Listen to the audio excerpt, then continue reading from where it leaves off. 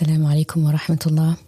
J'espère que tu te portes bien, ainsi que toute ta maisonnée, tes proches. Alhamdulillah, alhamdulillah, alhamdulillah. On doit toujours remercier Allah subhanahu wa ta'ala d'être en vie, d'être musulman, d'être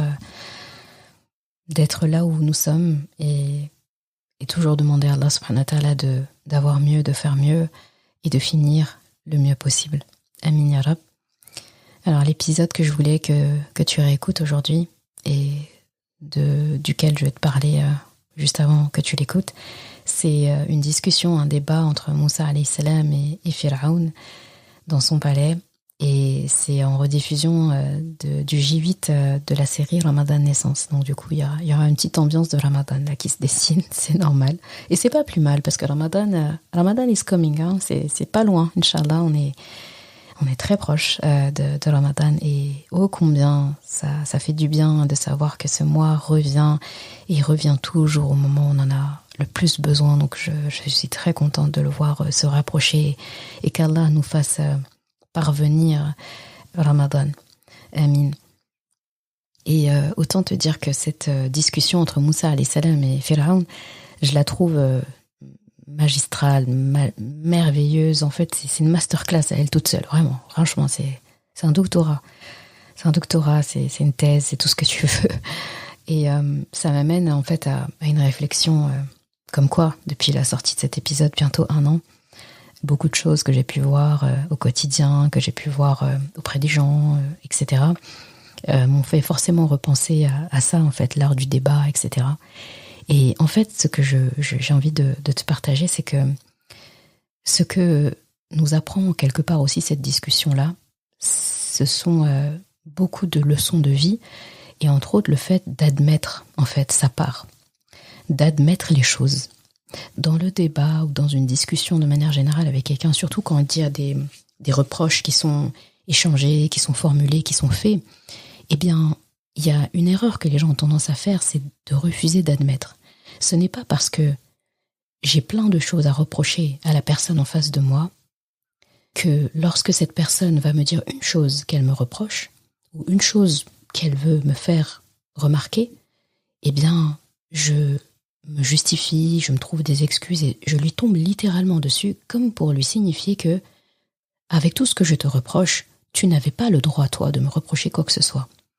Ce n'est pas parce que j'ai plein de reproches à faire à quelqu'un que moi je suis exemptée de faire des erreurs et que moi je suis irréprochable. Et c'est ça en fait qui est très important à retenir, et c'est quelque chose que je ne voyais pas dans ce débat entre Moussa alayhi salam et Pharaon avant, mais à force en fait on se rend compte que c'est une masterclass quand même, parce que Moussa alayhi salam, si tu regardes bien, il admet. À aucun moment il va contredire Pharaon sur des choses qu'il lui dit. Je te laisse vraiment écouter en détail. À chaque fois que Pharaon va lui dire on t'a pas éduqué, nous, chez nous, on t'a pas fait ça, et puis toi tu es quelqu'un, et puis en gros, voilà. Moussa alayhi salam vient lui demander de faire quelque chose, vient lui faire des reproches sur sa manière de traiter le peuple. Pharaon, il va, au lieu de parler de ça, il va aller pointer, oh mais toi, t'as vu ce que t'as fait? Mais toi, et puis t'es qui déjà pour parler, toi, alors que je t'ai éduqué? Et Moussa, en fait, il va répondre très intelligemment à chaque fois,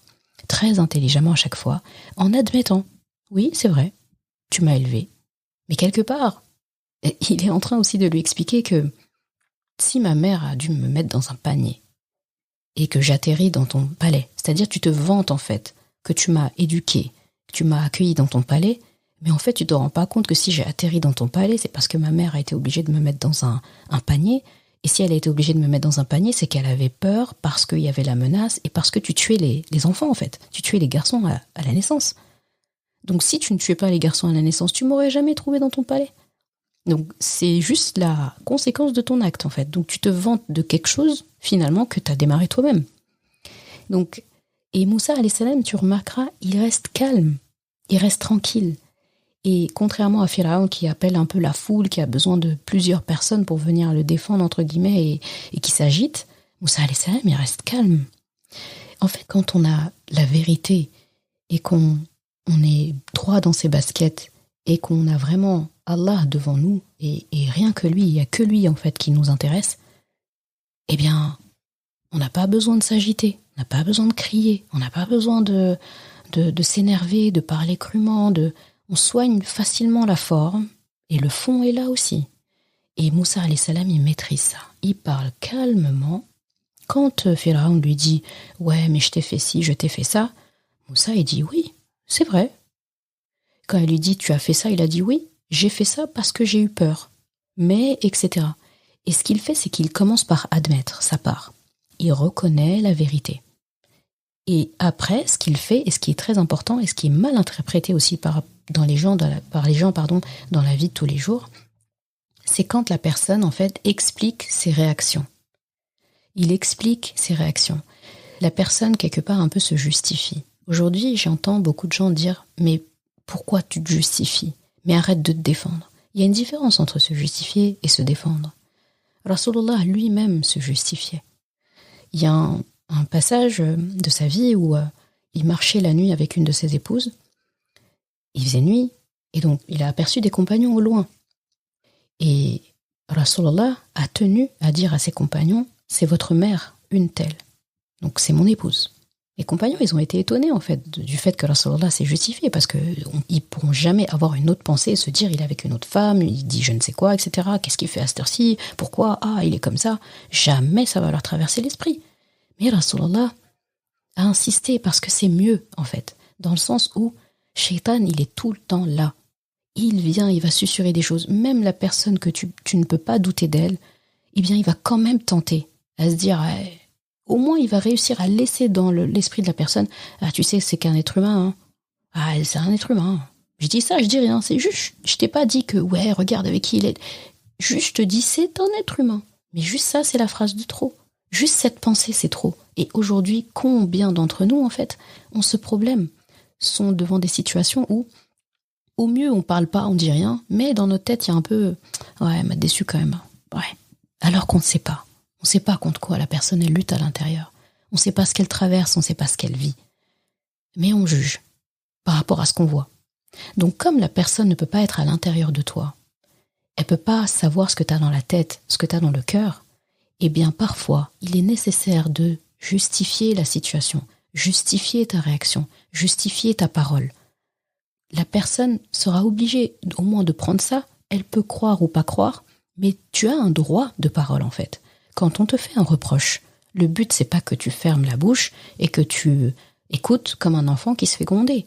Tu entends, tu admets que tu as fait ou pas, parce que peut-être que des fois les gens reprochent des choses qui sont pas arrivées. Tu admets, tu peux t'excuser aussi si ça a provoqué quelque chose chez la personne, et ensuite, eh bien, tu peux expliquer aussi les choses, parce que la personne, ok, elle a le pardon, mais elle aimerait bien comprendre aussi. Il faut pouvoir expliquer. Et il faut s'imposer, en fait, de pouvoir expliquer. Il faut imposer à la personne que tu veux t'expliquer. Et se défendre, c'est l'inverse. Se défendre, c'est nier. C'est nier ce que la personne a ressenti. C'est nier ce que la personne a reçu. C'est nier, même des fois que tu as fait quelque chose alors que tu l'as fait. Et c'est te justifier, oui, mais je l'ai fait pour ça. Non. Juste, écoute, je suis désolée que ça s'est passé comme ça. Je suis désolée que tu l'as senti comme ça. Je suis vraiment désolée par rapport à ce reproche que tu me fais. Je voulais juste te dire que moi, à ce moment-là, je me sentais comme ça. J'avais ça en tête. J'avais imaginé les choses comme ça. J'avais cette intention-là. Et souvent, on se rend compte que, ah oui, moi, je croyais que c'était ça, alors que c'était ça. Et puis, oh non, en fait, c'est beaucoup moins grave que ce que j'imaginais. La personne en face, son reproche, elle redescend. C'est ça, en fait, l'art du débat. Et Moussa alayhi salam, si tu regardes bien, il maîtrise parfaitement ça. Il admet, il reconnaît sa part, il reconnaît la vérité, et il explique ses actions. Il n'a pas de gêne à dire « j'ai fait ça parce que j'ai eu peur ». Qu'est-ce qu'on peut répondre à quelqu'un qui te dit « j'ai fait ça parce que j'ai eu peur ». Tu peux rien répondre, en fait. Tu peux que comprendre. Et il n'est pas tombé non plus. En fait, il a expliqué ses réactions sans tomber dans la détresse, en cherchant coûte que coûte à se défendre, etc. En fait, il a aussi mis l'autre face à ses propres contradictions pour l'aider à voir clair. Ça aussi, c'est quelque chose qui est très intéressant dans un débat. Parce que parfois, on est tellement à vouloir avoir raison, on est tellement à présenter nos arguments qu'on peut se mélanger un petit peu. Et la personne en face qui est sage, de l'autre côté, qui est en face de nous, eh bien, elle peut nous mettre face à nos propres contradictions pour nous aider à voir un peu plus clair là-dedans. Attention, là, tu es en train de te contredire. Et Moussa alayhi salam, il le fait régulièrement en fait dans ce débat. Il le fait de manière très classe. Et bien sûr, ça, quand on fait ça, c'est jamais pour gagner, pour dominer la personne ou pour l'humilier ou la blesser. Jamais. C'est toujours pour recentrer le débat, toujours pour voir clair, toujours pour comprendre. Je veux comprendre et je veux aussi que tu me comprennes. C'est ça, discuter. Vraiment, autant te dire que dans le Coran, c'est mon débat préféré. il y en a des discussions, etc. Mais en termes de débat, échange, rhétorique et tout, c'est mon préféré, celui-là. Donc je te laisse avec ces cadeaux. Bienvenue dans Ramadan Naissance, la série du podcast Coran de ton cœur qui t'accompagne avec douceur pendant les jours bénis de Ramadan. Je suis Zeynep, enseignante et éternelle étudiante du Coran. Chaque jour de ce mois béni, du lundi au vendredi, prépare-toi à voyager à travers les histoires de ton Coran, à la recherche de belles leçons de vie pour toi et tes proches. Ramadan Naissance, parce que chaque Ramadan est censé être ta renaissance et chaque Ramadan est censé être ta station d'essence. Bismillahirrahmanirrahim. وإذ نادى ربك موسى أن ائت القوم الظالمين قوم فرعون ألا يتقون قال رب إني أخاف أن يكذبون ويضيق صدري ولا ينطلق لساني فأرسل إلى هارون ولهم علي ذنب فأخاف أن يقتلون قال كلا فاذهبا بآياتنا إنا معكم مستمعون فأتيا فرعون فقولا إنا رسول رب العالمين أن أرسل معنا بني إسرائيل قال ألم نربك فينا وليدا ولبثت فينا من عمرك سنين وفعلت فعلتك التي فعلت وأنت من الكافرين قال فعلتها إذا وأنا من الضالين ففررت منكم لما خفتكم فوهب لي ربي حكما وجعلني من المرسلين وتلك نعمة تمنها علي أن عبدت بني إسرائيل قال فرعون وما رب العالمين قال رب السماوات والأرض وما بينهما إن كنتم موقنين قال لمن حوله ألا تستمعون قال ربكم ورب آبائكم الأولين قال إن رسولكم الذي أرسل إليكم لمجنون قال رب المشرق والمغرب وما بينهما إن كنتم تعقلون قال لئن اتخذت إلها غيري لأجعلنك من المسجونين قال أولو جئتك بشيء مبين قال فأت به إن كنت من الصادقين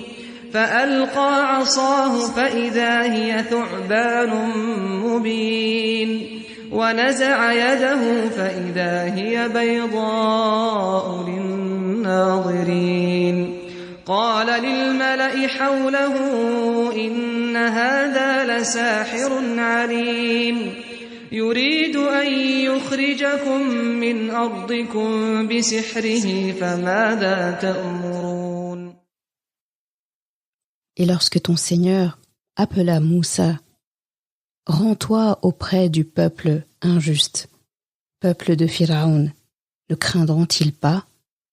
Il dit, Seigneur, je crains qu'il ne me traite de menteur, que ma poitrine ne se resserre et que ma langue ne soit pas déliée. Envoie donc Haroun. Ils ont un crime à me reprocher et je crains qu'ils ne me tuent.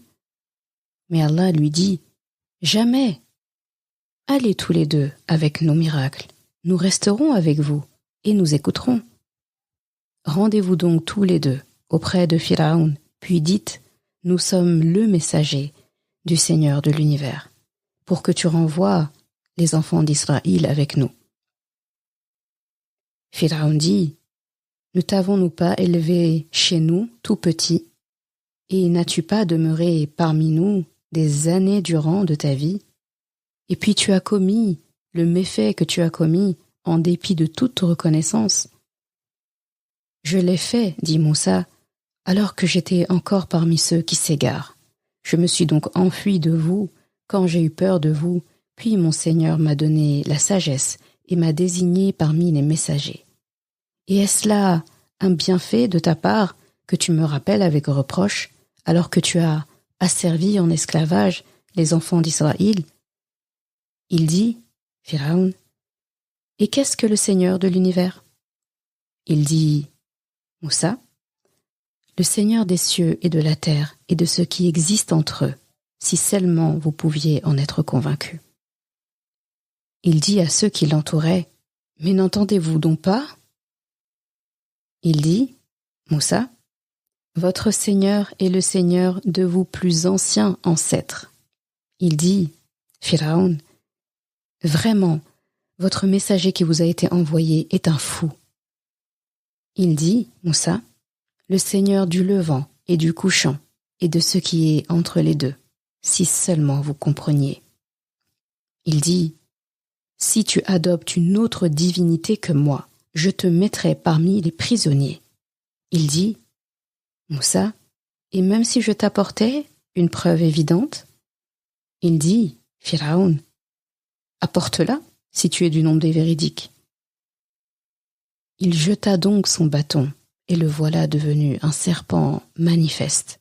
Et il tira sa main de sa poche, et voilà qu'elle était blanche, étincelante, à ceux qui les regardaient. Pharaon dit aux notables autour de lui, « Voilà en vérité un magicien savant. Il veut par sa magie vous expulser de votre terre. Que me conseillez-vous » Sourate Ash-Shu'ara, versets 10 à 35. Tu viens d'écouter un débat des plus merveilleux entre Moussa alayhi salam et Pharaon. Si je pouvais, je te ferais écouter tous les passages du Coran où il y a un débat entre Moussa alayhi salam et Pharaon. Parce que si tu veux apprendre comment débattre, comment discuter, comment argumenter, c'est l'endroit où il faut être. Les conversations entre Moussa et Pharaon dans le Coran sont des pépites vivantes. Notre histoire d'aujourd'hui et nos leçons d'aujourd'hui vont donc se concentrer sur tous ces conseils que Moussa alayhi salam nous donne à travers sa rhétorique et sa manière de s'adresser à Pharaon. Mais avant d'aller parler à Pharaon, je t'ai laissé un petit passage où Moussa alayhi salam, lorsqu'Allah subhanahu wa ta'ala lui donne cette mission d'aller directement vers Pharaon, pas vers ses ministres, pas vers ses envoyés, directement vers le roi en fait, le chef d'État qui a plein de choses à lui reprocher, d'aller directement vers lui pour parler. On a un Moussa alayhi salam inquiet. Inquiet d'abord parce que il a peur qu'on le traite de menteur. Il a peur qu'on mente au sujet d'Allah au moment où il va parler d'Allah. Et ça, il dit clairement à Allah que ça risque de le mettre hors de lui. Donc il a peur de la colère. Et s'il entre dans une colère, il perdrait le contrôle, il perdrait ses mots et il bégayerait. Et il dit, en plus, j'ai tué quelqu'un, c'est pour ça que j'ai fui la ville. Après tant d'années, quand je reviendrai, je vais tout simplement raviver ça, cet arrêt de mort, et dès que je franchis le pas du pays, du palais, on risque de m'appliquer la sentence qu'on aurait dû m'appliquer jadis et me tuer tout simplement. Et Allah subhanahu wa ta'ala, dans sa grandeur, chaque fois qu'il parle à Moussa, si tu regardes bien dans le Coran, il est toujours en train de le rassurer. Il est toujours en train de le calmer.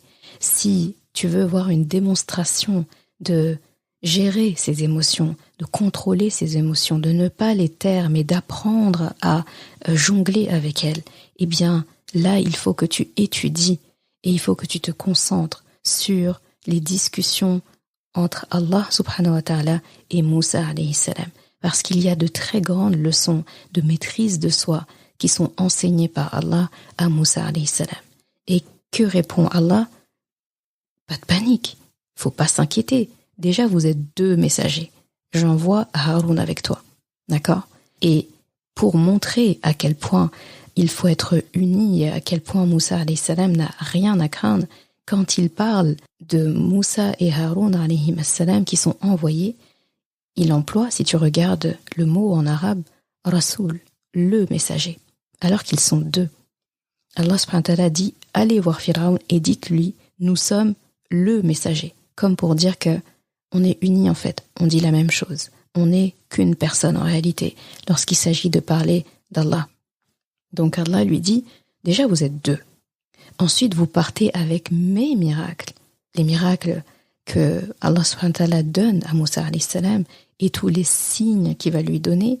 Et on connaît aussi les 9 plaies d'Égypte. Donc il part avec des miracles d'Allah subhanahu wa ta'ala. Donc déjà 2 raisons de ne pas s'inquiéter. Et en plus, et de surcroît, et la chose la plus importante, il dit « Je suis avec vous et j'écoute attentivement ». C'est tellement beau. Allah subhanahu wa ta'ala lui dit « Le premier auditoire de ce débat, ce sera moi ». Et ça nous donne un petit peu une leçon à nous-mêmes. Si Allah dit qu'il écoute, ça veut dire quoi en fait? Que nous, on a intérêt d'écouter aussi. Donc écoutons attentivement. Et Allah leur dit exactement qu'est-ce qu'ils doivent dire. Il dit « Allez voir Pharaon et dites-lui ». Et juste après, il y a directement la réponse de Pharaon. Comme pour nous signifier qu'Allah subhanahu wa ta'ala a parlé pour Moussa alayhi salam et Haroun alayhi salam. Et qu'est-ce qu'on apprend de ce débat? Le sujet principal avec lequel Moussa alayhi salam et son frère viennent, c'est 2 informations importantes qu'Allah subhanahu wa ta'ala leur insuffle de dire, c'est que ils sont le messager du Rabb al-Alamin, donc traduit entre guillemets par le Seigneur de l'univers, donc Rabb, tu connais la définition maintenant, Rabb al-Alamin. Et la deuxième information, donc la première information, c'est l'information de l'unicité d'Allah, que c'est lui le maître incontesté des univers et non Pharaon qui se déclarait comme étant cette personne. Et deuxième information, il faut libérer le peuple d'Israël. Donc 2 informations importantes. Et donc Moussa alayhi salam, pendant tout le débat, va s'accrocher à ces 2 informations-là. Et Pharaon, qu'est-ce qu'il dit en tout premier? Donc on lui ramène ces 2 informations. Nous sommes les messagers d'Allah. Et nous venons pour que les enfants d'Israël soient libérés. Pharaon devrait répondre à ça. On s'attend à ce qu'ils disent non, c'est moi, le Rabb, al-Alamin déjà. Et de 2, je les libérerai pas. Ce sont mes esclaves. Mais il dit quelque chose qui n'a absolument rien à voir. Il regarde Moussa alayhi salam et il lui dit « On t'a pas élevé chez nous, toi? Depuis que t'étais bébé, là? Depuis que t'étais tout petit ?» Là, on a presque envie de dire, en parlant à Moussa alayhi salam d'une époque où il n'était pas maître de ses actions, donc un enfant, il essaie de l'humilier devant tout le monde. Et en plus, faut se dire qu'il y a tout le monde, c'est la cour, c'est le palais, donc il y a les ministres, il y a les servants, il y a les dignitaires, il y a toutes les personnes importantes sont là. Et Pharaon qui essaie de le ridiculiser, genre on t'a connu quand t'étais bébé, hein. Et il dit, et quelque part il se gonfle un petit peu, on t'a élevé. Et t'es resté des années auprès de nous, t'es devenu un prince, t'as tout appris chez nous. Et autre chose, il y a quelque chose que t'as fait, hein. La chose que t'as fait, hein, et du coup qui t'a fait rentrer parmi les kafirs, parce qu'en plus il l'appelle kafir. Qu'est-ce que t'as à dire de ça? Et même là, il nomme pas cette chose, comme pour dire à Moussa, je sais ce que t'as fait. Toi et moi, on sait ce que t'as fait, t'as tué un homme. Donc, déjà on t'a élevé chez nous, depuis que t'étais bébé, t'as grandi dans ce palais, t'as tué quelqu'un, et tu parles. Et Moussa alayhi salam ne se laisse pas déstabiliser. Il a fait exactement le contraire que beaucoup font comme erreur, c'est se justifier. c'est dire non, je me suis trompée, voilà, oui, d'accord, c'est vrai, tu m'as élevé, etc., mais c'est pas une raison. Et puis commencer à justifier pourquoi est-ce que malgré qu'il l'a élevé, malgré qu'il lui a fait des faveurs, etc., c'est compliqué quand on se justifie de repartir vers son argument de base. Donc Moussa alayhi salam ne s'est pas justifié. Il a répondu à la question de Pharaon directement, sans se précipiter, sans bégayer, en disant juste la vérité. Il lui répond, oui, je l'ai fait, effectivement. Et là aussi, il fait comme Pharaon, il ne dit pas « je l'ai tué ». Pharaon n'a pas employé le crime qui a été commis. Moussa alayhi salam a fait pareil. Et il faut se rappeler qu'il y a plusieurs personnes qui assistent.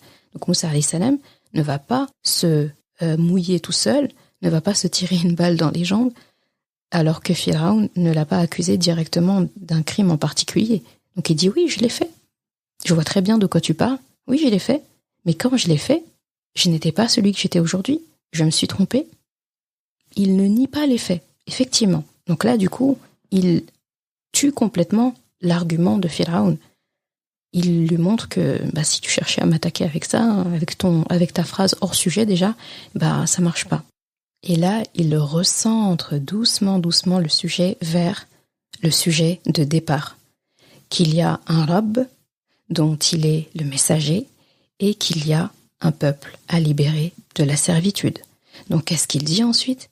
Il dit, et à la suite de ça, de ce que j'ai fait, je me suis enfui parce que j'avais peur de vous. Donc là aussi, il dit les choses. Il fait face à ses émotions. La peur. Effectivement, à ce moment-là, j'ai eu peur, je suis parti. Oui, j'ai tué un homme. Oui, je suis parti. Oui, j'avais peur. Mais entre-temps, Allah m'a donné la sagesse et il a fait de moi son messager. Dès lors que il a fait de moi ça, eh bien, là, c'est une manière de dire, il n'a même pas eu besoin de dire, là, si je suis devant vous, c'est que j'ai plus peur de vous. Parce que Pharaon et Moussa se connaissent bien. Pharaon sait que Moussa n'aime pas parler en public, il sait que Moussa bégaye, il sait que Moussa peut, s'il s'énerve, et en plus la force physique qu'il a, il peut s'emporter, toujours dans la bonne cause, bien sûr, parce qu'il combat l'injustice qu'il déteste au plus profond de lui-même. Donc, Pharaon sait tout ça. Sauf que là, ça ne marche pas, parce qu'il a un Moussa qui parle calmement, il a un Moussa qui ne sort pas de ses gonds et qui ne se laisse pas déstabiliser par les arguments. Et là, si tu as remarqué, Moussa alayhi salam est reparti vers un de ses sujets, un de ses deux focus.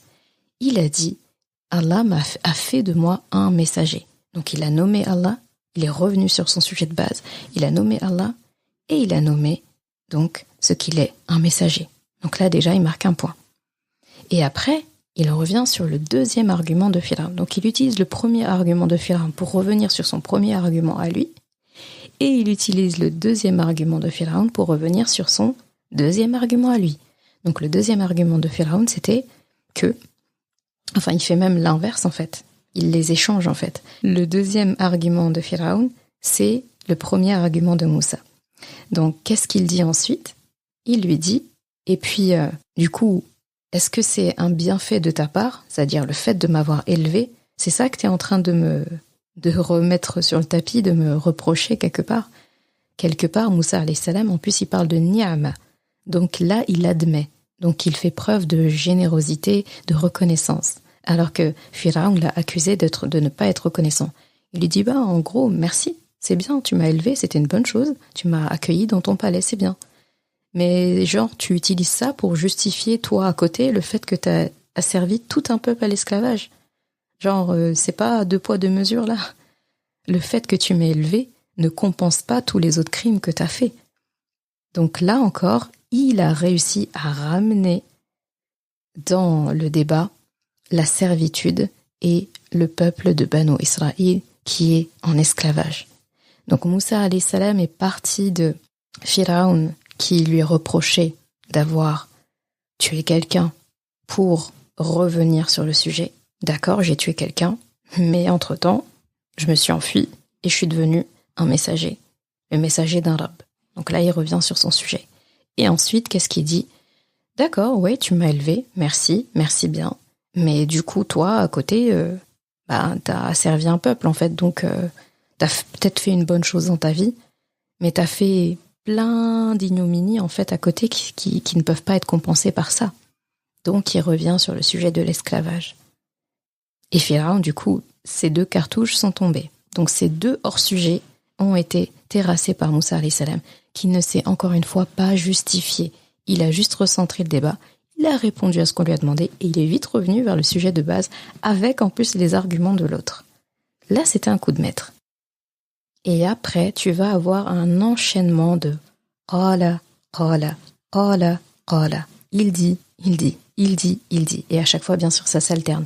Un verset, c'est Moussa, un verset, c'est Pharaon, un verset, c'est Moussa, un verset, c'est Pharaon. Et l'enchaînement est vraiment impressionnant.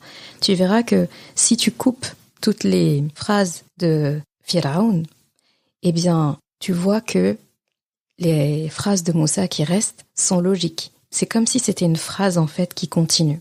Si tu prends les paroles de Pharaon, donc Pharaon, il commence par, quand il voit qu'il a perdu son débat, il se ridiculise, et attention, pendant ce temps, il y a tout l'auditoire qui écoute. Il y a tout le palais de Pharaon, toute sa cour, là, qui est en train d'assister à leur roi injuste, qu'il n'aime peut-être même pas forcément, parce qu'il a été un grand tyran pour Banu Israël, mais il a aussi été un tyran pour son propre peuple, à commencer par son épouse. Donc eux, ils doivent être un peu perturbés déjà de voir quelqu'un qui vient du désert et qui réussit à contrecarrer leur roi comme ça. Ils doivent dire « Ouh là là, c'est chaud !» Donc eux, ils assistent à ça. Donc Pharaon, il essaie tout de suite de reprendre un peu la main et il dit « Ok, et c'est qui le Seigneur de l'univers ?» Là, il revient. Donc là, il montre encore une fois qu'il commence déjà à perdre le débat parce que de lui-même, il repart vers ce que Moussa alayhi salam a dit et il demande « Et c'est qui Rabbul Alamin ?» Et dis-moi en plus. Et Moussa alayhi salam qui dit « Ah, bah, tu veux savoir? Je vais te répondre là aussi. Ça tombe bien, c'était mon sujet de base. » Et Moussa alayhi salam qui commence à répondre. Et là, il répond « C'est le Seigneur des cieux, de la terre et de ceux qui existent entre eux. » Et après, il dit « Si seulement vous pouviez être convaincus. » Donc regarde là aussi comment il répond pas seulement à Pharaon, il répond au pluriel. Donc il s'adresse à tout l'auditoire, à toute l'assemblée, et plus seulement Pharaon. Donc là, c'est une autre technique très intelligente dans le débat que Moussa alayhi salam emploie, c'est le fait d'inclure tout le monde et de gagner le cœur du public. Donc en s'adressant seulement à Pharaon, s'ils étaient en train de débattre tous les deux, parce que Pharaon, lui, il parle qu'avec Moussa, il cherche à ridiculiser Moussa, alors que Moussa alayhi salam, son message est clair, son but est clair, il n'a pas besoin de s'éparpiller, il n'a pas besoin de s'emporter, il parle calmement, et il sait tellement de quoi il parle qu'il fait bénéficier toute l'assemblée. C'est quelqu'un qui est à l'aise qui peut faire ça, quelqu'un qui est tendu, qui cherche ses mots, qui se perd dans ses paroles, qui commence à faire venir l'ego dans ses paroles, qui se justifie, qui se sent attaqué parce qu'on lui a lancé une pique personnelle comme Pharaon a fait. Eh bien, il n'a pas assez de ressources, il n'a pas assez d'énergie pour penser à tout ce qu'il y a autour de lui. Il se concentre que sur son interlocuteur et il exclut les autres. Et le public tend vers celui qui l'inclut. Le public, lorsqu'il sent que le débat est entre deux personnes et qu'on ne le mentionne pas, on ne le calcule pas, eh bien, on perd un peu l'auditoire. Alors que si on inclut le public, le membre du débat qui va inclure le plus le public va gagner le public. Et Moussa alayhi salam le maîtrise parfaitement. Donc il répond là, c'est comme s'il dit « je vous fais une faveur, je vous réponds à tous ». Et donc, prenons seulement que les phrases de Moussa alayhi salam. Donc Moussa alayhi salam dit donc le Seigneur des cieux et de la terre et de ceux qui se trouvent entre eux, si seulement vous étiez convaincus. Et ensuite il dit votre Seigneur est le Seigneur de vos plus anciens ancêtres. Et ensuite il continue le Seigneur du levant et du couchant et de ce qui est entre les deux, si seulement vous compreniez. Donc Moussa alayhi salam, si on prend juste ses répliques à lui, sans celle de Pharaon, ça se fait une suite logique en fait. On a l'impression que c'est une phrase qui coule de source, qui parle que d'Allah. Donc là, il décrit Allah avec des faits qui touchent tout le monde en fait. Il parle du levant, du couchant, il parle de leurs ancêtres à ces personnes-là, et il parle des cieux, de la terre, de ce qui se trouve entre les deux, donc les êtres humains, la faune, la flore. Donc il parle que de choses auxquelles les gens peuvent se référer. Donc il touche les cœurs. Pharaon, lui, quand on prend ses répliques à lui tout seul, elles n'ont ni queue ni tête. Parce qu'il commence par dire, ok, c'est qui ton Rabb? C'est qui Rabbul Alamin? Dans la phrase d'après, il dit, vraiment, votre messager qui vous a été envoyé est un fou. Donc là aussi, il se ment à lui-même, parce que pour la première fois, il parle de Moussa alayhi salam en parlant de messager. Donc lui-même, sans s'en rendre compte, il se trahit, parce que dans son inconscient, il dit lui-même que Moussa est le messager d'Allah. Donc là aussi, Moussa alayhi salam marque un point. Pharaon se contredit et reprend le même vocabulaire que son adversaire. Et après, il dit, là il commence un peu à s'énerver, il dit « Si tu adoptes une autre divinité que moi, je te mettrai parmi les prisonniers. » Donc là, Pharaon a perdu le débat. Quand la personne, en fait, commence à menacer, à faire du chantage, à employer la force, c'est qu'elle a perdu. Quand les mots ne suffisent plus, quand les arguments ne suffisent plus, et qu'on en vient, entre guillemets, aux mains, aux menaces, eh bien, c'est la preuve que le débat est terminé. Donc Moussa alayhi salam, à partir de ce moment-là, il sait que c'est gagné. Il a gagné le débat, il a gagné le cœur de l'auditoire, il a fait passer son message, il a ridiculisé Pharaon par ses propres attaques. Et Moussa, malgré la menace, encore une fois, une autre leçon, ne se laisse pas intimider. Il ne prend pas peur. D'accord? Il n'a pas peur de la prison. Quelqu'un qui a vécu dans le désert autant de temps, qui s'est débrouillé, qui s'est enfui et qui revient, il n'a pas peur de la prison. Donc Moussa alayhi salam continue calmement en disant, après qu'il le menace de l'emmener en prison, il lui dit « Et si je te montre une preuve ?» Donc c'est comme si en quelque sorte il lui disait « Allez, calme-toi, on va pas en venir jusque-là, laisse-moi au moins t'expliquer. » Et Pharaon, il sait plus, il a plus d'arguments, donc en fait il est dans la réception de l'information. Il n'a plus de quoi donner, donc maintenant il prend tout ce qu'on lui donne. Donc Moussa lui propose, lui il dispose. Donc Moussa alayhi salam lui propose des signes. Il dit vas-y, montre-les si tu dis la vérité. Et là encore, il essaye un peu de capter son auditoire. Et d'ailleurs, dans son plaidoyer, Pharaon, à un moment donné, il dit « Mais vous entendez pas ? Mais vous avez pas entendu ce qu'il dit ?» Donc les phrases de Pharaon sont dénuées d'arguments, ce sont que des attaques. Votre messager est un fou, mais vous entendez pas ce qu'il dit, et si tu continues, je vais te mettre en prison. Donc là, il n'y a aucun argument, il n'y a aucune explication, il n'y a que des attaques, et il n'y a que de l'ego, et il y a de la perte de contrôle. Et après que Moussa alayhi salam ait montré ses signes, et donc le bâton qui s'est transformé en serpent, sa main qui est devenue toute blanche, lorsqu'il la sort de sa poche blanche éclatante, eh bien là aussi, il faut se dire que l'auditoire a été déjà impressionné par ce qu'il entend, impressionné par ce qu'il voit, ça fait beaucoup. Et c'est très beau parce que ça renvoie à ce qu'Allah subhanahu wa ta'ala dit « Je suis avec vous et j'écoute ». D'accord? Et dans Surat Taha, il dit « Je suis avec vous deux, j'écoute et je regarde ».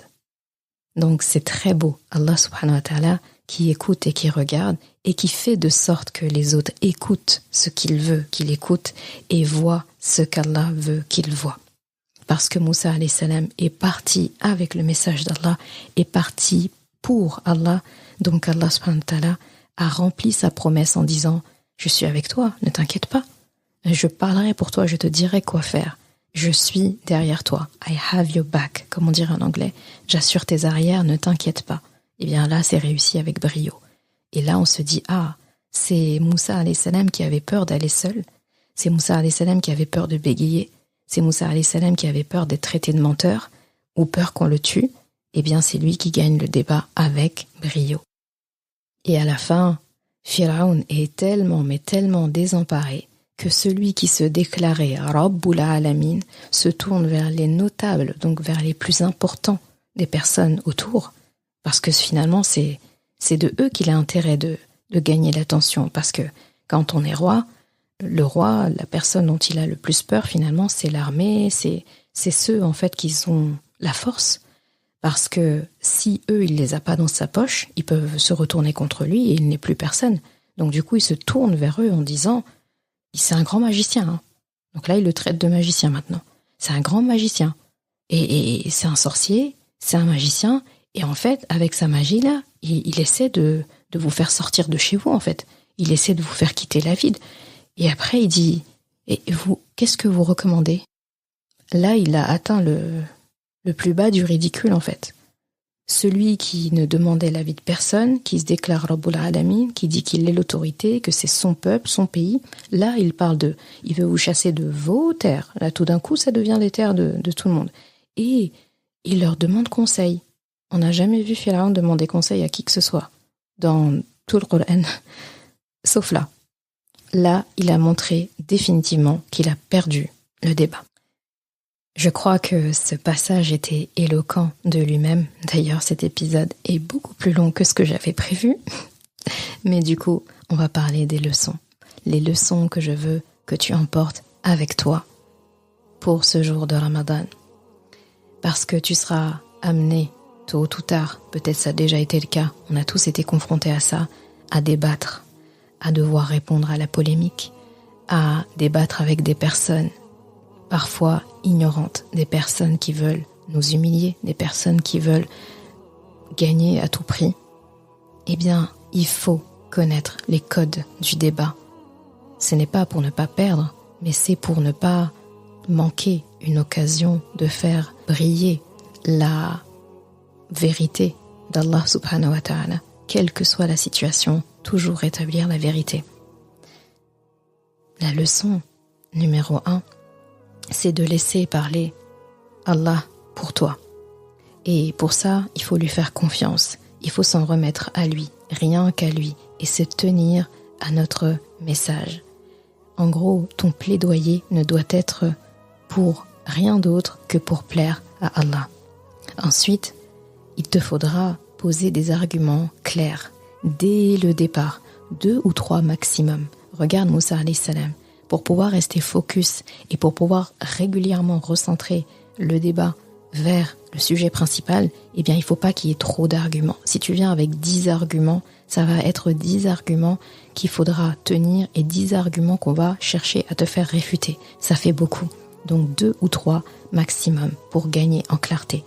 Ensuite, il faudra absolument tout faire pour rester fermement accroché à ces 2-3 arguments maximum, quoi qu'il t'en coûte. Et si la personne s'éloigne de ce sujet, te lance des piques personnelles, comme Pharaon a essayé de faire, ne te laisse pas atteindre. Fais de sorte de toujours revenir à ces sujets de départ. Ensuite, une autre leçon, c'est de garder ton sang-froid. Rester classe et fair play comme Moussa alayhi salam, qui a finalement respecté, si tu as regardé, tous les codes de la bonne communication qu'on a vu dans un épisode dédié. Sa parole a été sadida, elle a été pertinente, elle a été meysura, simple à comprendre, à assimiler. Elle a été layyina, comme Allah lui a dit, dis-lui des paroles gentilles, douces. Moussa alayhi salam est resté poli, il est resté correct. Sa parole a été balira, éloquente. Là, je pense qu'on n'a pas besoin de faire de dessin. Elle a été ma'roufa, donc il a dit des paroles convenables, des paroles qui sont reconnues dans le code de la convenance et de la bienséance. Il a eu une parole karima, donc il a été doux, correct, il a été généreux. Moussa alayhi salam, il aurait pu répondre sèchement, etc. Mais il a été généreux dans les explications, généreux dans les informations, généreux dans la rhétorique. Et Pharaon, lui, il a fait tout le contraire. Il a été impertinent, agressif, il a fait du hors-sujet à plusieurs personnes, il a été moqueur, il a cherché à humilier. L'autre leçon, c'est que celui qui cherche à humilier son interlocuteur ne récoltera que de l'humiliation lui-même de la part de son auditoire, tôt ou tard. Et enfin, ne t'adresse pas qu'à ton interlocuteur. Inclus les autres personnes présentes. Parce que si ces personnes sont là, c'est qu'elles ont une part et elles ont un rôle à jouer. Parce que sinon, si elles ne servaient à rien, eh bien dans ce cas, il faudrait s'isoler avec ton interlocuteur et ne parler qu'avec lui. J'espère que cette conversation très haute, très intéressante entre Moussa alayhi salam et Pharaon, il y en a plein d'autres dans ton Coran, t'aura donné une belle perspective, toi-même, lorsque tu seras amené à discuter avec une personne qui ne veut pas comprendre, avec une personne qui a les traits de l'ignorance, avec une personne qui cherche à te mettre au pied du mur. Qu'Allah subhanahu wa ta'ala délie ta langue, raffermisse et élargisse ta poitrine et te fasse comprendre de ceux à qui tu t'adresses. Merci d'avoir écouté cet épisode. Et comme toujours, si ce podcast t'a apporté du bien, alors une chose à faire, t'abonner pour ne rien rater. Et si il te semble pouvoir être utile à d'autres personnes, sens-toi libre de le partager et même de laisser un commentaire et la note de ton choix sur ta plateforme d'écoute préférée. Ce sera une belle manière de me faire savoir que ce podcast doit continuer et être écouté par le plus grand nombre. Je confie à Allah subhanahu wa ta'ala le soin de préserver ta foi, ton honneur et ton cœur. Je te laisse à présent passer un bon moment avec ton Coran et je te dis à vendredi prochain pour un nouvel épisode. Assalamu alaikum wa rahmatullah.